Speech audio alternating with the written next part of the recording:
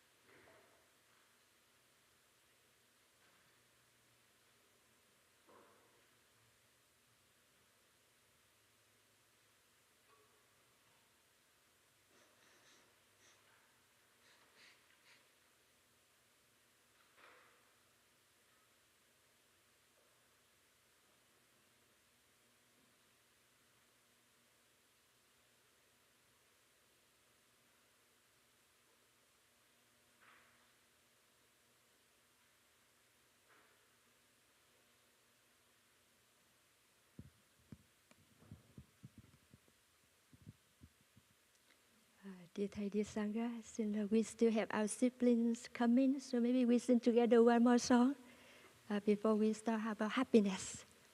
Happiness is here and now. I have dropped my worries, nowhere to go, nothing to do, no longer in a hurry.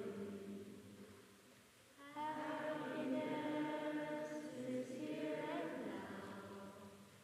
I have dropped my worries, somewhere to go, something to do, but I don't need to hurry. Thank you, dear Sangha. Let us come back to our breathing. Breathing in, my body is relaxed. Breathing out, my mind is at peace. Body relaxed, mind at peace.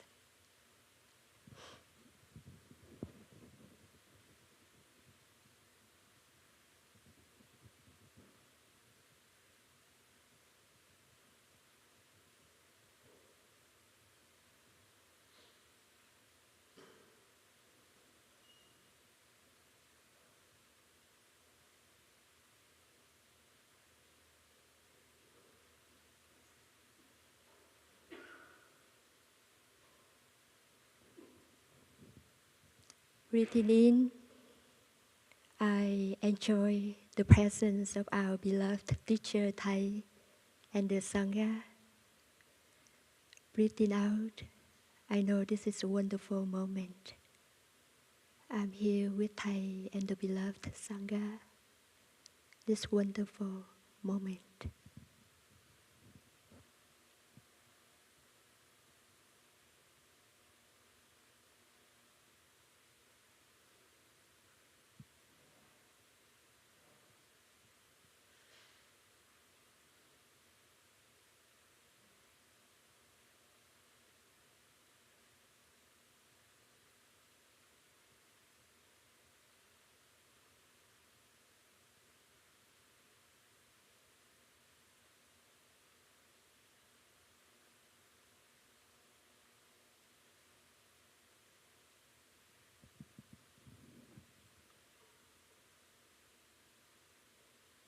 Thank you, dear Sangha. Good morning.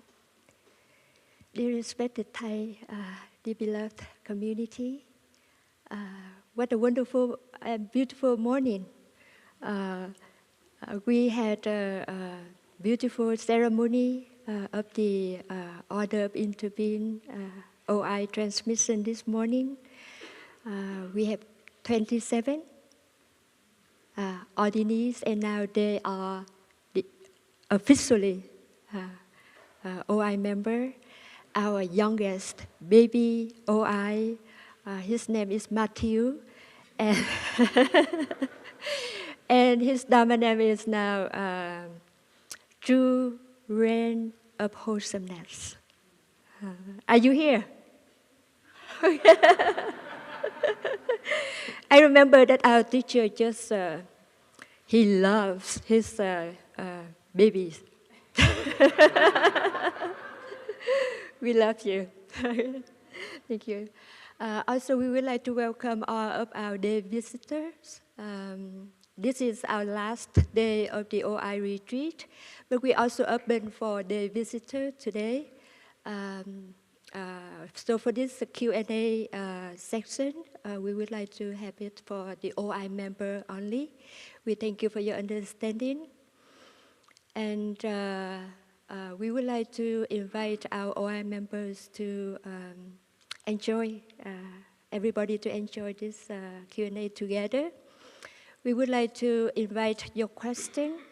You can stay where you are, raise your hand, and the mic will come to you. And then we will, Susan will help us to write your question on the board. Maybe we start with 4 questions here and 2 online. And then our sibling up here will take turn to answer your question. Again, our teacher taught us that a good question doesn't need to be long. And it would benefit a lot of people. I would like to invite Sister Hiển Nghiêm to invite three sounds of the bell to start, and after that, our panelists will introduce themselves. Thank you.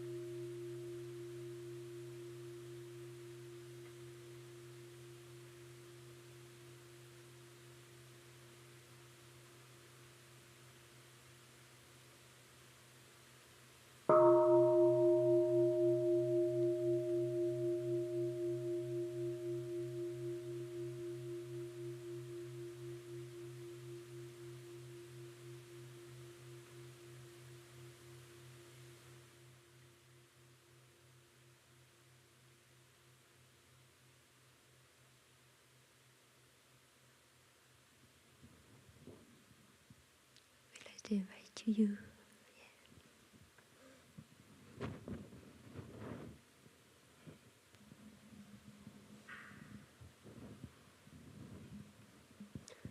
Dear respected Thầy, dear Thầy and quý sư cô, dear friends, my name is Yule. I'm from Raleigh, North Carolina, and our Sangha in Raleigh, we have two Sangha. The English Sangha, English-speaking Sangha is the Community of Mindful Living in Raleigh. So we've been there for 20-some years. With many of our members has been continue our meeting on Zoom for last couple of years, and now we are trying to return. And with that, I was so happy to be here, seeing everybody here together, and congratulations to the new member of the OI this morning. Thank you.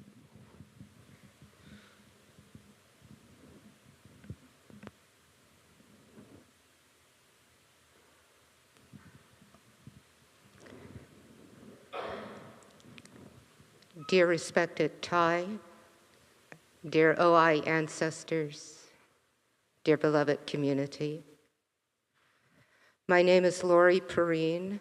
I use the pronouns she, her, we, and ours. I come from the traditional hunting grounds of the Piscataway people, which have been colonized as the Maryland suburbs of Washington, D.C. I practice with the Stillwater Mindfulness Practice community. That's my home Sangha. I also help to facilitate an online BIPOC Sangha, the Sweet Blossoming Sangha. And I am a core member of Arise, which is the community in the Plum Village tradition for awakening through race, intersectionality, and social equity. And I'm very pleased to be with you today. I've very much enjoyed our time together as OI members on retreat.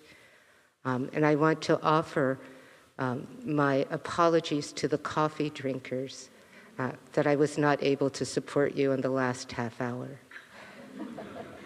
Thank you.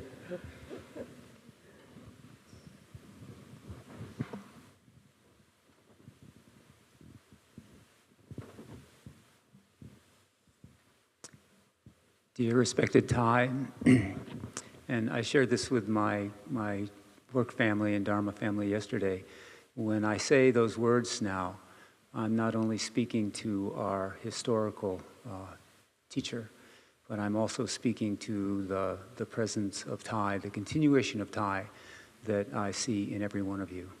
And that makes me very happy. Dear beloved continuation of Thai, my name is Bruce Nichols. I live in Connecticut, and I practice with Harmony Sangha and also with the Connecticut Order of Interbeing group and aspirant group. So we meet once a month to recite the 14 trainings and share the Dharma together. I became a member of the Order of Interbeing in 2008 in Hanoi, which also makes me very happy that I got to ordain in Vietnam. And my true name is True Ocean of Merit. And it's a wonderful pleasure to be with you this morning and to have shared this retreat with you. And I'm looking forward to your questions. Thank you.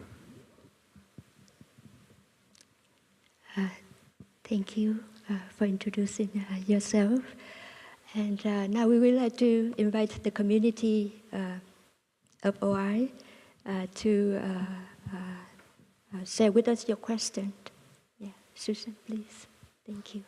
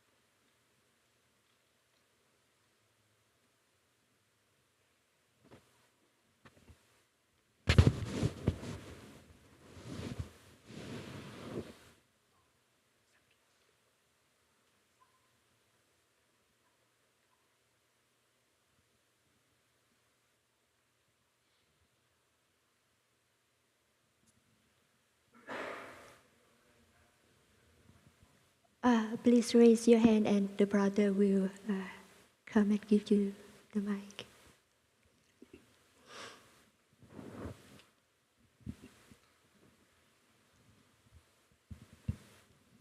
So, dear Thai, dear beloved community, thank you for taking my question. I have a question about Sangha building. I have a deep aspiration and kind of starting to have plans to build a mindfulness-based co-housing community in North Carolina, in Charlotte, and I'm working with someone who has a piece of land there, and also this wish to build a co-housing community, and with a foundation of mindfulness. And the intention is to welcome people from various kind of backgrounds and identities, and to create a very kind of inclusive home for many people across ages and families to live in the spirit of mindfulness, and and to do a lot of the work that's kind of welcomes a very kind of safe and inclusive home for many different kinds of people that reflects also the demographics of the people there. And just with all your kind of community building experience, I'm wondering if you could offer any kind of guidance and insights in terms of how to make this to prepare for it to be a thriving Sangha home. Because my wish is to live in community with people, and and how to do this successfully. So, yeah, thank you. Oh, I also want to mention that part of our plan is to have, at least for me, identifying as a white, straight male, to have regular white awareness group, a men's circle, so we're deconstructing elements of power and to create spaces where those of different identities and affinities can also come and have there's a space for practice there as well. Yeah, whatever kind of guidance and support you could offer would be very appreciated. Thank you. And sorry, my question's kind of long.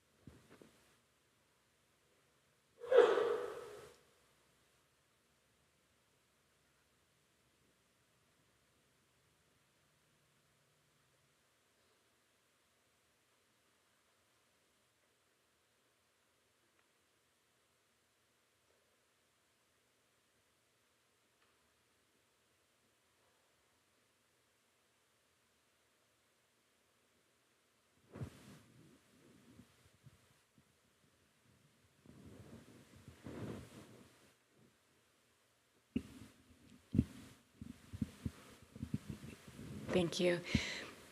My name is Sarah, and I just first wanted to express deep gratitude to Arise. I had the great pleasure of taking part in the 6-month Race to Dharma Door training, along with about half of my Sangha. My Sangha has made a commitment to white awareness work, and I was just curious, I know on the Arise website you can write in and say my Sangha is doing various aspects of social equity and racial justice work. And I was curious if you could speak more to what other initiatives Arise is doing and any guidance for Sanghas looking to continue specifically this work and how we can support Arise.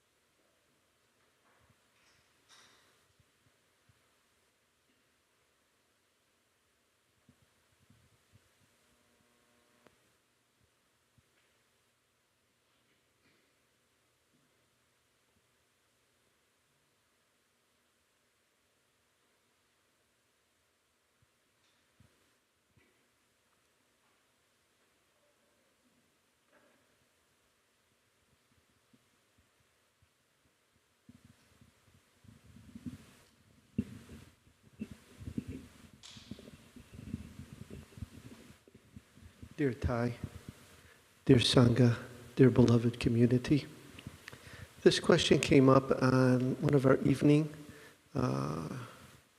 Dharma talks, and it's centered around what as a community can we do in response to the tragedy and suffering in Ukraine. But I think there's a broader question as to what can we do when we feel helpless in situations around the world that create injustice and violence, so we can continue to build that beloved community that we all envision.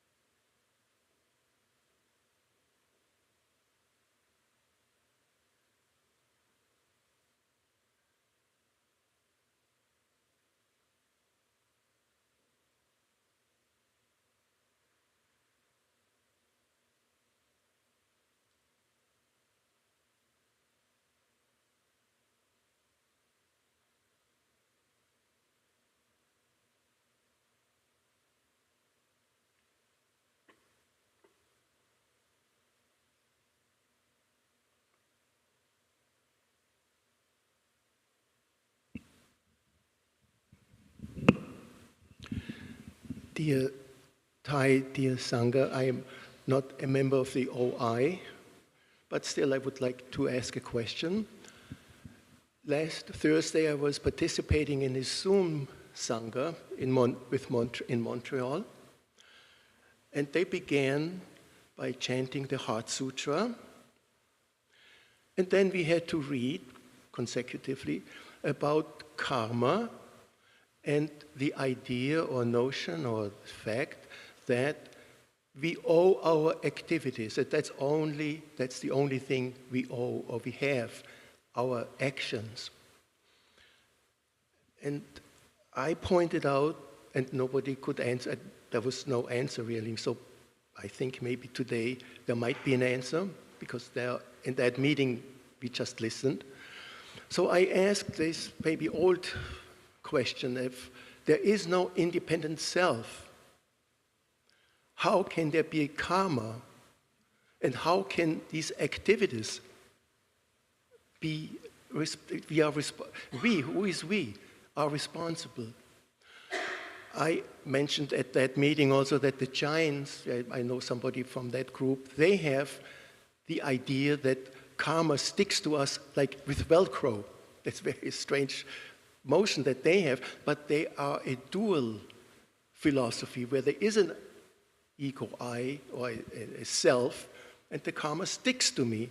But we, with no coming, no going, no self, how can that be?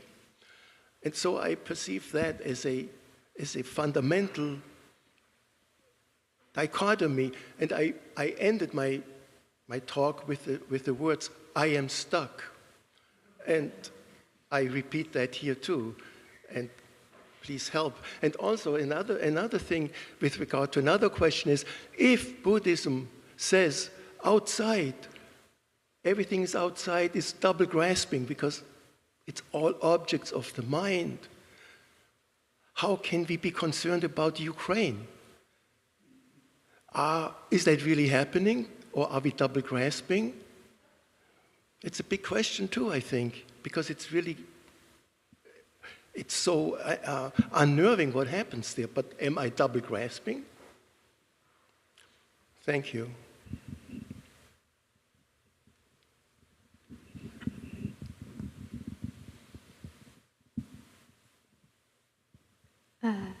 Dear Thầy, do we have any question of our siblings online?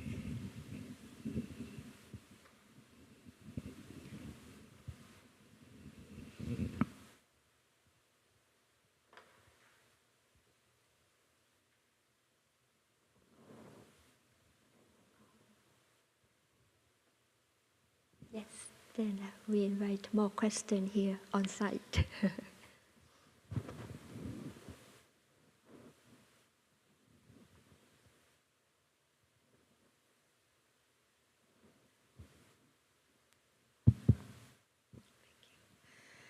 Dear Thầy, dear beloved monastics, and dear beloved community, my name is Loan, and I am true compassionate guardian, ordained in Deer Park. And I have a question for myself, as well as the 33 ordinees. What are the ways we could continue, or for new ordinees, what are the ways we could march onto the path of Sangha building that takes into consideration the world that we live in, the society that we come in? And I think it would be wonderful to know how the 100 OI members and Dharma teachers could be there to support us on the path. Thank you.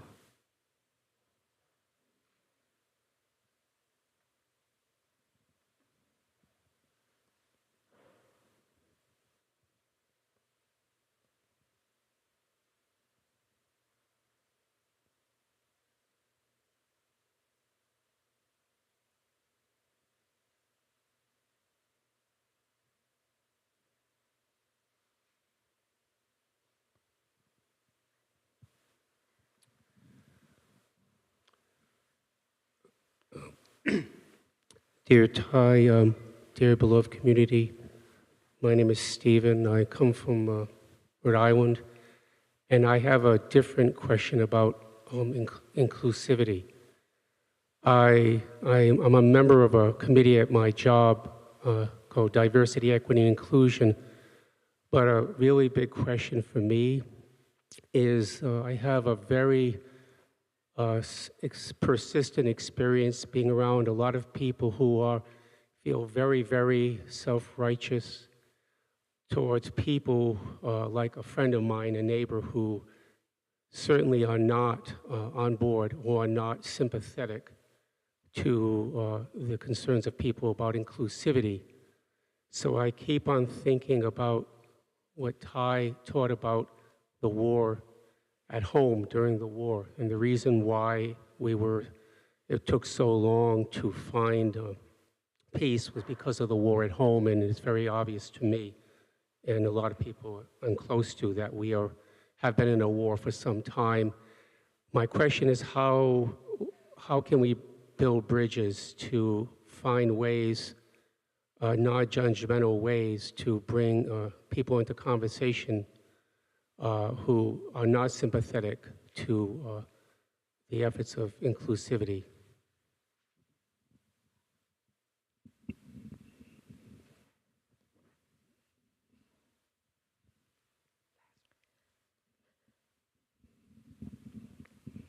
Dear community, my name is Jane Gilman. I practice in Brookline, Massachusetts with Peaceful Garden Sangha.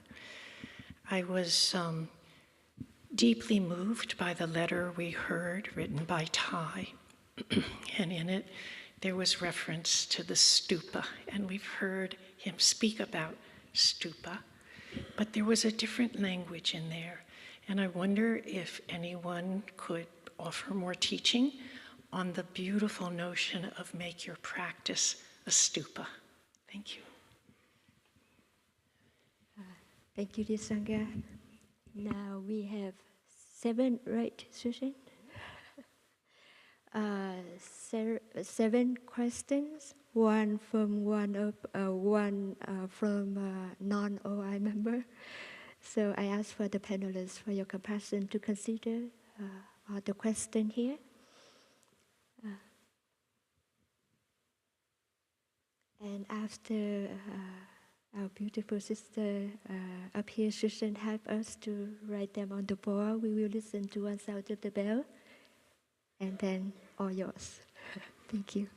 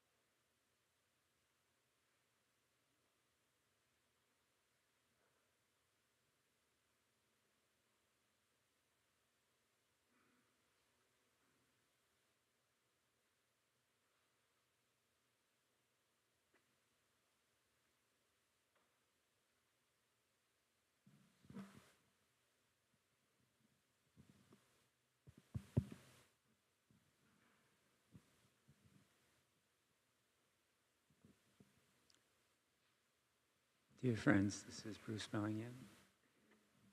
I'm going to look at question number 3. What can we do in the face of war? And what can we do? I think my vision is not that great, but I see something about beloved community at the end there, about building beloved community.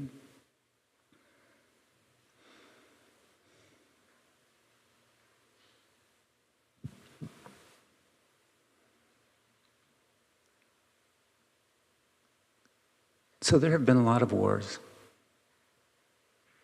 Our species has this habit energy of finding ways to separate ourselves from each other and then find reasons in that separation to feel threatened and to exploit and to create demeaning names for the other.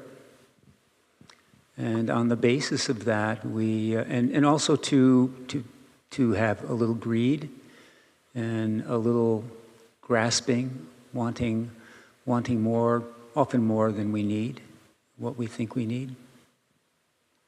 And that brings us into conflict. Conflict is the history of our species. And so when a new conflict arises, it shocks us a little bit, but I don't think it should surprise us too much, because it's been going on for quite a long time. When I think about how I've been reacting to the current situation, a couple of things have happened for me. One is that I experienced a lot of internal fear. I grew up in an age when the Cold War was very, very strongly being experienced. I was born right after the end of the Second World War. And so as a child in grammar school, we had atomic bomb drills, and we would go into the cloakroom and sort of sit on the floor. Not that would have done a lot of good if an atomic bomb was dropped. But when the current situation in Ukraine came up, when that began a couple of months ago, boy, I was right back there as a young child in school with a lot of fear about the atomic arsenals that are in the world today. And, a lot of dispersion is directed toward Russia, and they are the aggressor in this case. But it also had occurred to me that as a species, we have created the circumstances for this kind of fear to be present in the world. I live in a state, Connecticut, that is a manufacturer it's a big weapons manufacturer. Sikorsky Aircraft is there. In New London and Groton, they're still building nuclear submarines, arming them with atomic nuclear missiles and sending them out into the ocean. If, as a species, we continue to build more and more and more weapons, it seems almost inevitable that the people those who are in power will eventually find ways to use them. And this is a very scary thing. But what can we do, What can we as individuals do to deal with this? For me, the first thing that I had to do was deal with my fear. deal with the unsettledness and energy in my body, I would wake up at night. I don't know if this has ever happened to you, but when after the war in Ukraine began, I would wake up at 2 or 3 o'clock in the morning and find myself a little gripped with the fear that I was feeling, and it's also collective. There's a huge collective component to this. We feel it as individuals, but there also is a collective energy that feeds into our own fear.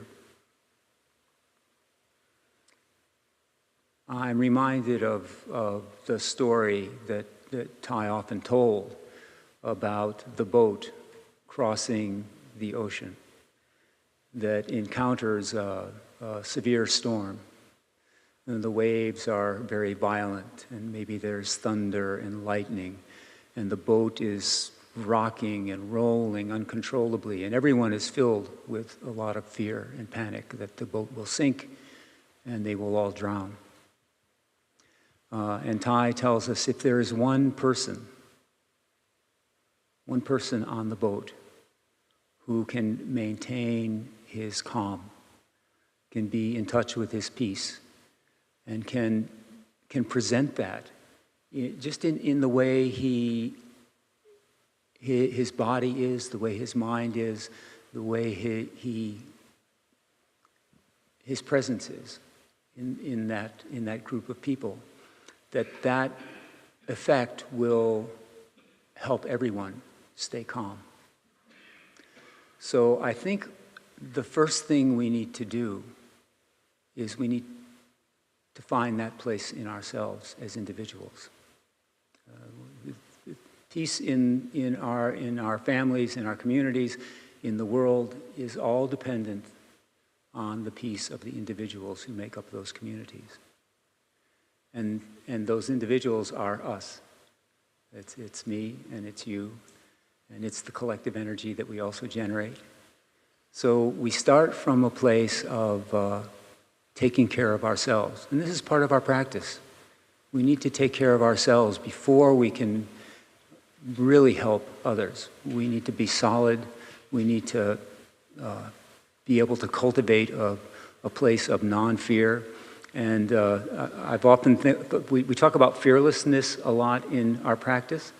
And I think about it as not fearlessness, but just fearing less. If we can fear a little bit less than we're fearing right now, then we're moving in the right direction. And if we can fear a little bit less, then maybe we can fear a little bit less than that, and maybe we can fear a little bit less than that, and maybe we can touch fearlessness. So we need to take care of ourselves and need to recognize the fear that's there, recognize the agitation, recognize even in our need to do something to see where that's coming from. Is that coming from fear, or is that coming from a deep seed of compassion that's blooming in us? And then there are things that we can do. There are steps we can take. We may not be able to immediately wave a magic wand and change the situation, but we can get together with friends who have a similar feeling, and we can find small things to try to promote healing and correction of the situation. We can offer a donation to a charity or a NGO that's delivering direct aid into that place. We can write letters to our congressman. We can write letters to the president. We can write letters to the heads of corporations who manufacture weapons of war, and just express to them our understanding and our feeling that they need to change what they're doing. and try wherever we can to shine a little bit of light on the situation. We do our best. You know, it may not feel like it's enough, but if we're doing our best, then we're doing what we can. And collectively, you know, maybe we can do a little more. I think part of the question was what can we do collectively as a community? I think that may start at the Sangha level. If your Sangha has an interest in doing something, you might write a letter together and share it. You might collect some money together and send it to an organization that's offering comfort to people who are suffering. And the suffering, you know, there's a lot of suffering in Ukraine right now, and it's very much in our awareness. One of the interesting things that came to me when this started, and I'll try to wrap up because I'm going on a little bit longer, was Ukraine is a sort of a Western country. It's a first world country for the most part. Maybe it's not as wealthy as some of the other countries of the world, but it's a first world country. And the countries that are surrounding it are Europe and other Western European, primarily white populous countries. And so in our country and in many places in the world, the level of concern is very great. I'm reminded of Rwanda in the 1990s. This came to mind very quickly when Ukraine started for me, and it's a great sadness that in a matter of weeks, 1 million people died, and the world was pretty silent. So when we look at Ukraine, I think we also need to reflect on previous responses of our government, of other governments, and move toward a collective awakening. And that awakening is, you know, it's going to happen with me, it's going to happen with you, it's going to happen among our friends that we influence as that person on the boat who maintains his calm and his peace. And we do our best. And we take care of ourselves and we take care of each other. And then we do what action we're capable of doing. And I don't know that there's too much more than that demanded of us. We do the best we can. So thank you.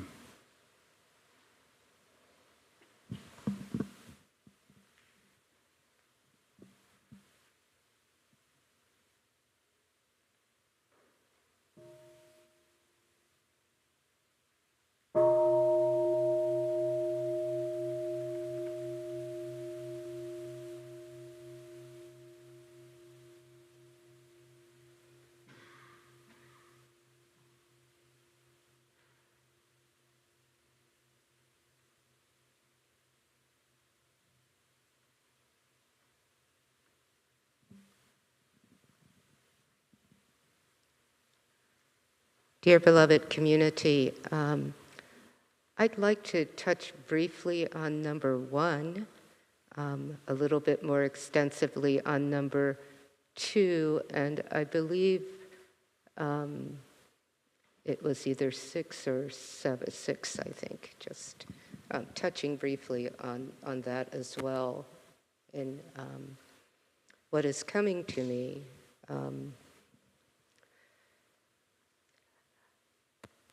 I've been thinking a lot recently about the scaffolding that we provide within communities.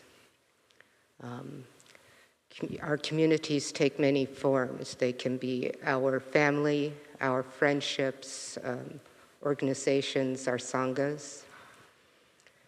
And we are all quite fortunate that we are part of this Plum Village tradition because there are all sorts of beautiful practices and scaffolding that are provided in this tradition to help us to live together, to practice together. And one of the beautiful things about this is that it's not rigid, it's not fixed, because we all practice with the first of the 14 mindfulness trainings, which is openness and non-attachment to views. We are able to ask ourselves, are we sure? Am I sure? But sometimes the process of asking that question and really bringing Sangha eyes to see if there might be change, sometimes that process is a bit slow for some people, but it's there. The other thing about that scaffolding is that it provides people who come from all different sets of circumstances and conditions, causes and conditions, it provides them with a sense of certainty, or if not certainty, at least what are the rules of the road. Because what many people find is that often they're in a situation where they're told that here's the way that things happen, but not for you. Or here's the way we're going to approach things, but maybe not for you. Or here's the way we're going to create a container, but an individual would like to do something differently, so we're going to break that container and no longer make it a place where everyone is able to feel comfortable and part of a participant in that.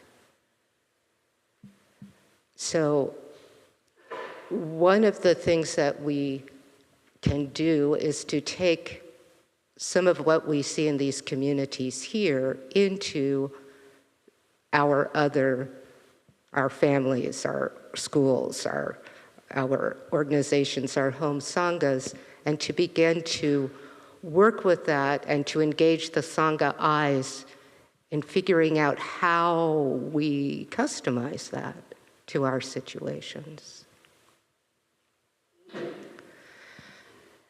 And that kind of flows into what I want to say about number 2, which is, I want to speak both in terms of practice and practical things. So we are all Arise. There's a group of practitioners that have energized the Arise practice and that have offered trainings and that have reached out in different ways.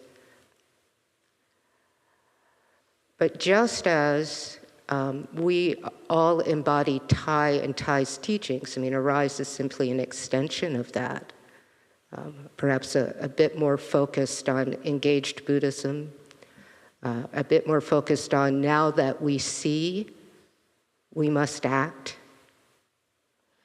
So that's just a different emphasis of the practice, but the practice is all about looking at, now that we see, where can we nurture that transformation within ourselves? And in that process, take it outward. So my sibling used the wonderful boat story, which is one of my favorites. So I'm going to use a different one. This is one that I use frequently. Thai talks about being away from his hermitage and coming back from a walk and finding all the windows open, papers all over the place. The room is very cold. And so he set about tidying up the papers and lighting a fire in the fireplace, shutting the windows, creating conditions that would allow the room to begin to warm. Now, the room did not warm up immediately, The other thing is that Thai didn't walk in the room and say, "Cold, get out of here. Move, move." He didn't resist the cold. He didn't fight the cold. He created conditions to begin to transform it. So we're those little fireplaces, right? We can light that fire. We can put kindling in it. We can tend to that. And by our mere presence in a place, we can begin to transform. So if we are seeing that there's a way in our practice to begin to not look with the eyes of duality, but to look with the eyes of inclusiveness, to recognize the Buddhahood in every person that we meet and in every situation, we're bringing that in to whatever circumstance it is. And we're bringing it in with a sense of humility as well, because we're always asking, am I sure? Is the story that I'm telling about this, am I sure about that? I always remind myself that I never know, and I'm always, this lesson comes back to me repeatedly because I'm the parent of a teen. And my teen really makes this lesson stick with me, which is, I don't know what the full story is of the person in front of me. I can look at them and I can project what I think the story is. I can have some general idea because I know them, because I have a relationship with them, because I've seen how the world treats people with that particular sexual orientation or with this particular disability or coming from this particular country. I can have a general idea, but I don't know about that person. So I'm not going to treat that person as an idea. I'm going to use my practice, I'm going to come from my practice, and I'm going to meet that person as he, she, they present themselves to me. With loving kindness, with recognition that I am them and they are me. And when we're doing that, we're shifting the bigger picture. And we're opening ourselves up to the invitation. I don't know what the invitation is for each of you, but you'll know it when you hear it, when you find that thing that really flows for you. Opening ourselves to the invitation of how can we move into beloved community as a society, more fully into beloved community as a society. And part of that means that when we come face to face with people who do not share our ideals and values, we still honor and value their presence. Because we do not have the unique right and wrong in a situation. As you all know, that doesn't exist. That's an illusion. But also, we're honoring the Buddhahood of the person before us as they present themselves to us.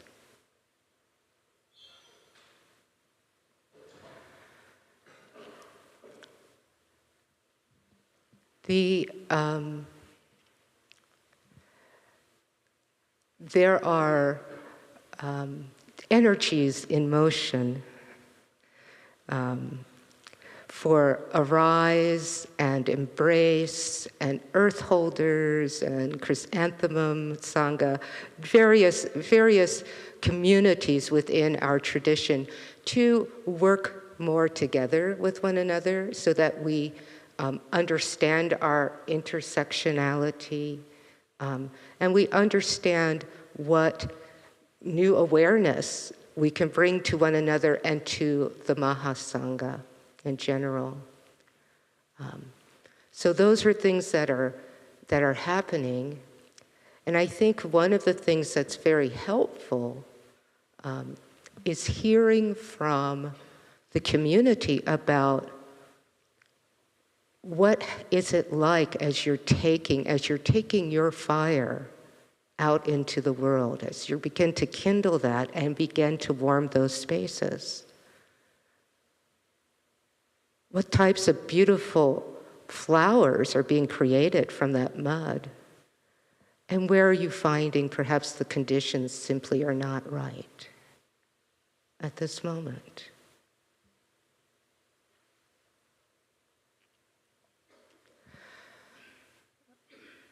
I think one of the things that I want to say in closing is that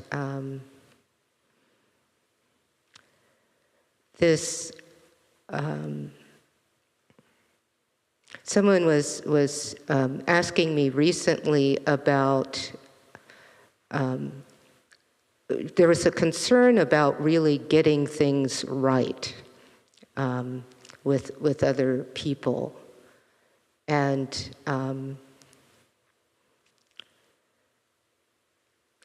I know that sometimes our intentions are really good and pure. I myself have sat right here in this spot, holding a microphone like this in a retreat with beautiful, wonderful intentions, my heart overflowing, and said things that were harmful to other people out of my ignorance, out of my not knowing, an ill-chosen set of words. That happens. All kinds of resistance from me. Don't they understand that I love them? That I mean no harm? I'm one of the good guys? So I sat with that, offered an apology, but also understood the condition, the language that I needed to change, and committed that to action the next time, the next moment when I would need to speak in that way. I would be using words that were nourishing. I would be creating conditions that were welcoming and nourishing rather than creating conditions that caused suffering in others. So I learned, and then I put that learning into action. And so that's my invitation to you as well. Thank you.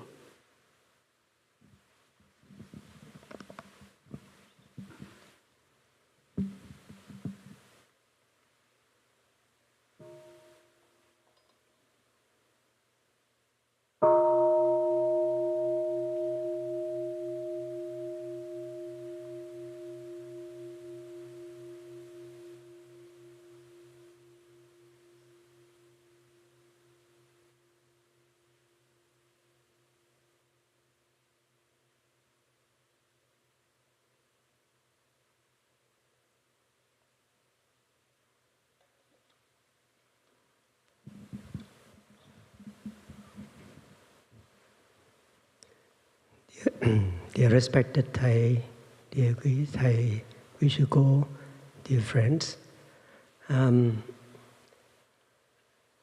just have some idea that I would add to the answer, and then I'll touch on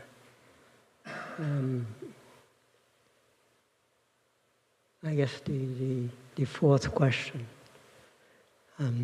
So the community of practitioner is not a new idea. Thầy has spoke of that a long time ago at Deer Park. And I'm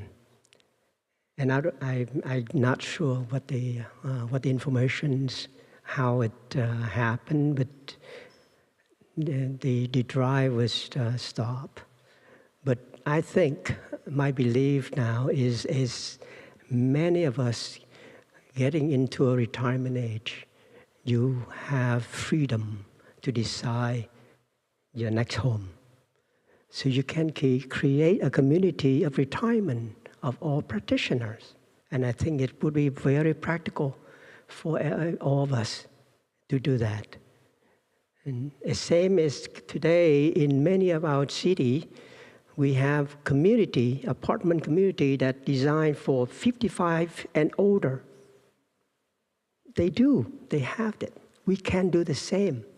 So I think that probably the thing that we can do today and achieve that today, if we put our mind to it. So with the younger generation, I cannot see anything there because there's so much in their life that they have to address. They have a family to grow, job to go after, and all that. Although we are trying to, put the practice into our daily life, but life is life. We have to recognize the limitations that they're facing. But with the older generation, I'm sure we can do that.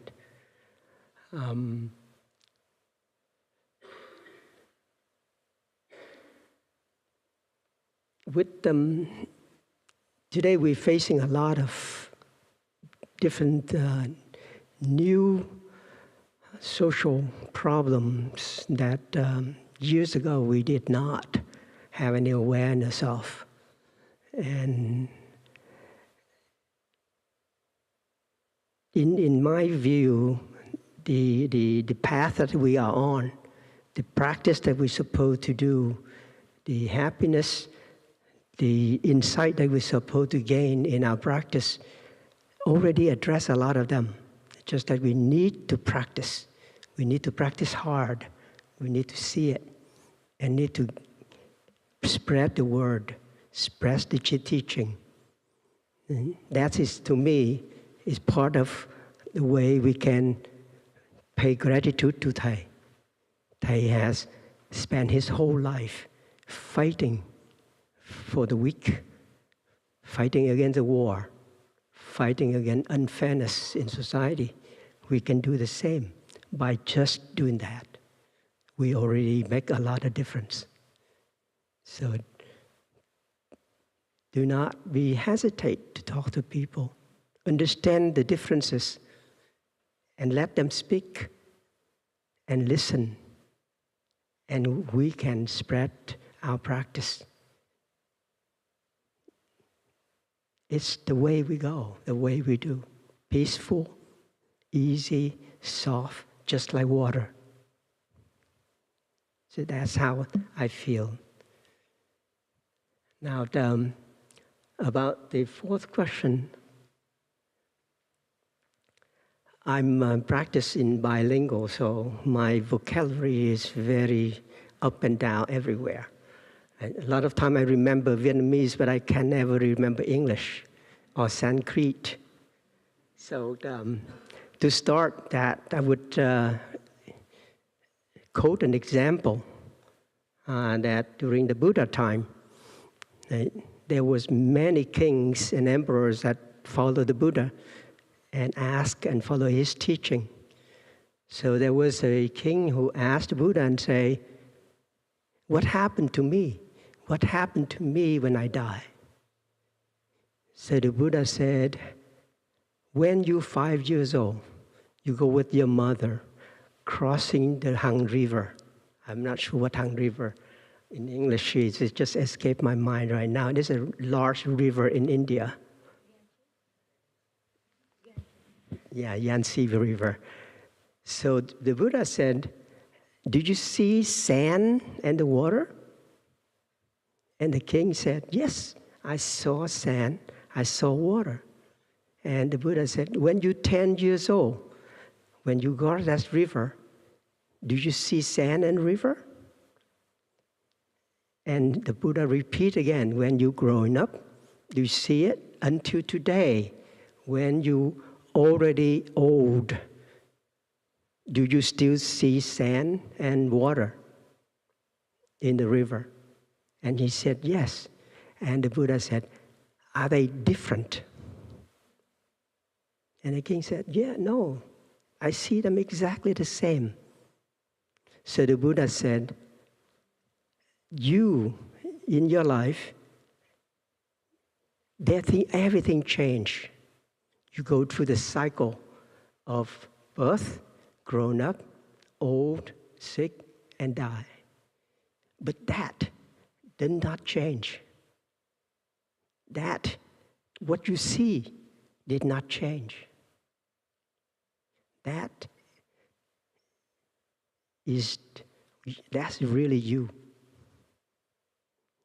So the teaching said this body is made up of 4 aggregates.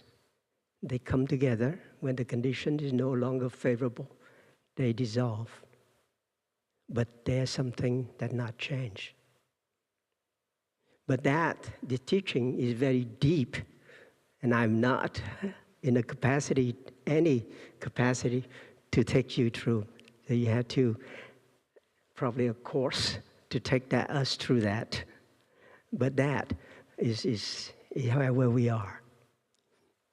There's another one is also that people wonder and say, if I'm practicing, I have insight into my discrimination, my duality, my suffering, everything. If I practice, what happened to me when I pass away? The Buddha said, you see that tree that's leaning to a side? When that tree falls, which direction does it fall? And of course, the disciples said, it will fall in the direction that it leans. So the Buddha said, all your practice, all your cultivation of happiness and realization of this true life all about will take you in the same direction when you pass away. So we, on our path of practice, we already set our directions. We're there. But who we really are, we need to practice a lot deeper to see it. It's not simple. It's beyond words that I would understand to describe what that nature really is until you get there. So thank you so much for listening to me.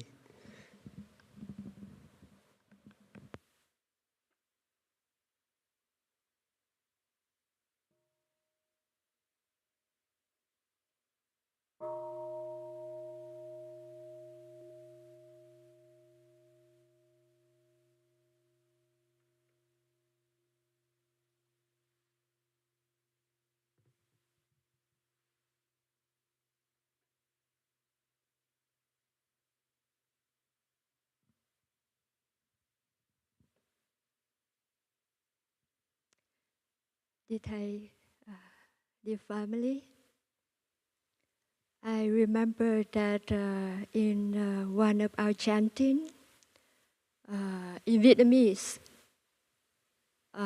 it say nếu cần thọ sinh kiếp khác sẽ lại làm đệ tử Đức Như Lai.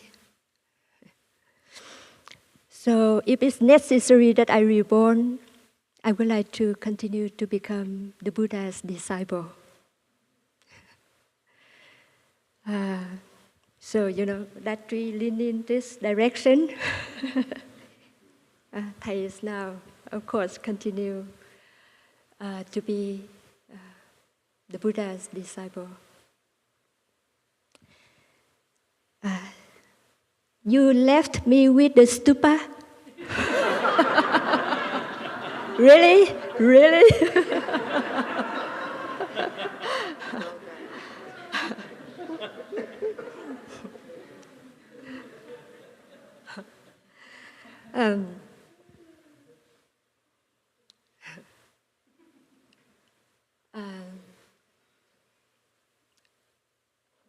It is totally new perception to the teaching of no coming, no going for me, especially when we journey through Thai's ceremonies of passing away. Stupa, that image, an image of stupa in me is in the sutra, where king built big, luxurious stupa to worship the Buddha's relic. And then I also, in my mind, see the stupa in some of the provinces in Vietnam, how children love their parents so much. And when the parents pass away, children would like to build big stupa, sometimes by gold, with gold, real gold, to worship the relic or the ash of the parents.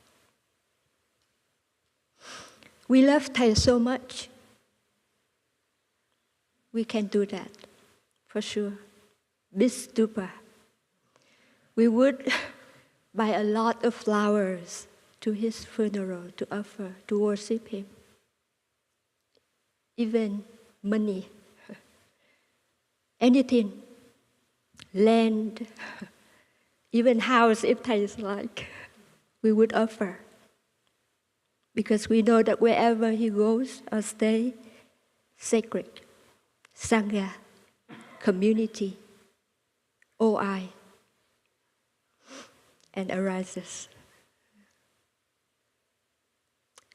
But he taught us that in my funeral, children don't accept flowers, money. Let people know. He liked the flowers to enjoy his garden. He would like the monies to go to the poor people. No stupa for me. It's so humble. There's people ask me, how's Thai's relic? Should be colorful, should be crystal, lights and like rainbow. We wait to see it. Show us. I said, no. Our teacher doesn't want that. Because he wants to be equal with everybody. He doesn't want to cause complexity. He doesn't want to be compared.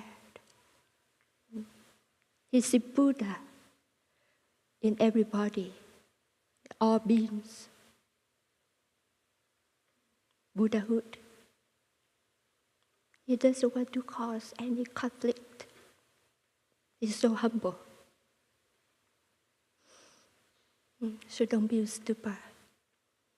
Would like to walk with my friends, my disciples.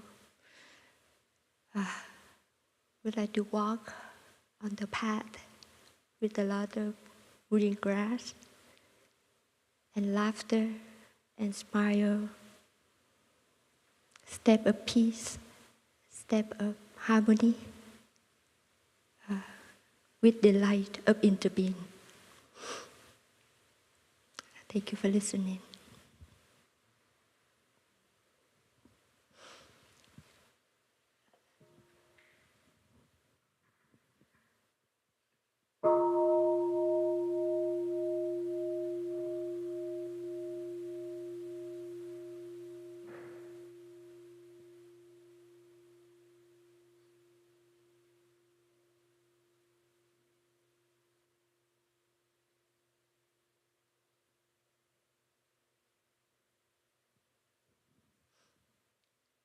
Thank you, dear panelists, and thank you for your deep question. Now we would like to invite the announcement for the following activities.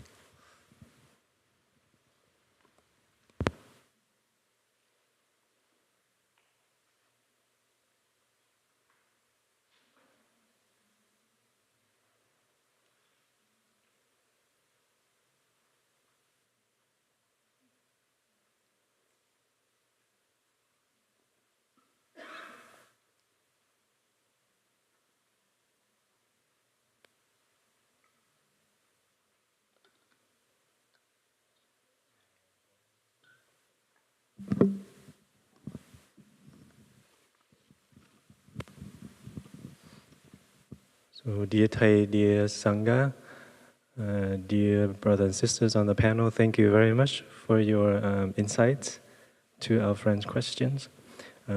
Please allow me to share a number of announcements. First is from Judy.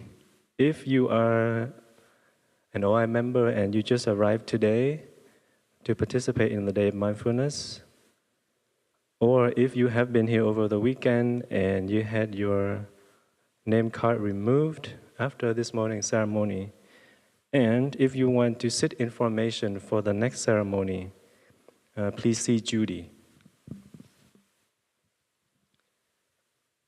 Our next activity will be